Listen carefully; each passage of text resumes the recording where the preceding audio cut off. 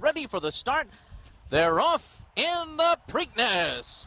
And Orb had a good start from the inside. Golden Sense is going to go out and take the lead. Titletown 5, Oxbow to the outside. And then It's My Lucky Day in departing, and Orb is down on the rail just to the inside of Will Take Charge. Governor Charlie reined well off the pace today, and the trailer is Rosie Napravnik on My Loot. So Orb will be in mid-pack as they race for the turn, and it's Gary Stevens and Oxbow in front. 23 and 4 the opening quarter mile, and the lead is 2 lengths. Golden Sense right behind under Kevin Krieger running in second position.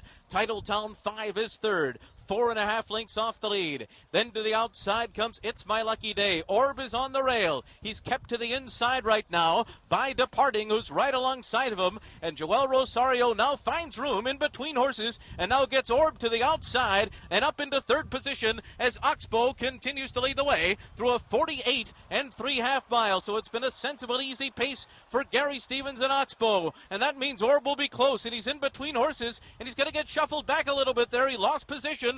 Titletown 5 is now second on the rail. Golden Sense is in third, and now Orb's going to have to find a way through. He had some running room, and now suddenly Orb is losing ground to the leaders. Orb has dropped back to sixth on the inside. Around the far turn, it is Oxbow still on the lead. Golden Sense, It's My Lucky Day, is third to the outside. Here comes My Loot with a wide run. Departing is on the rail.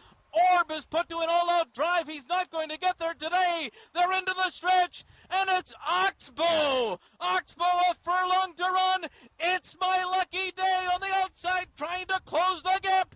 My Loot on the far outside. Oxbow down to the 16th pole in front. It's My Lucky Day to the outside. Tries to catch him late, but it's Oxbow and Gary Stevens to win the Preakness in an upset over It's My Lucky Day. My Loot was third, and Orb ends up fourth.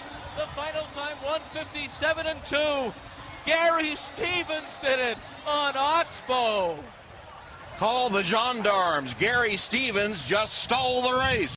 This has got to be amazing to you. Your third Preakness win, but your last one was quite a while ago, 12 years ago, 7-year retirement in between. Just talk to me about what this means to you. It's so special. Wayne, he supported me, put me on my first Triple Crown winner. A lot of people were trying to get me off, and he's the first guy who called me up in January. So I'm going to have a colt for you. His name's Oxbow. Here we stand.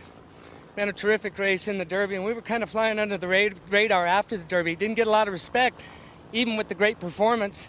I came back and breezed him on Monday, and what you see right now is exactly how he acted in his workout. We went just a nice, easy workout. His mind was right, and we came in here with a lot of confidence. But when I hit the half-mile pole, I told myself, are you kidding me? Is this happening? The race was over at the half. So at the half-mile pole, you knew I can win it from here. I just said, I just walked the dog to the half-mile pole. 3/8 pole, I hit it. I said, pretend you're working him home in 36 seconds, and that's going to be good enough to win, and it was. Wayne, Gary Stevens just said that you were a father figure to him. What does this win, your 6th win in the Preakness, mean to you?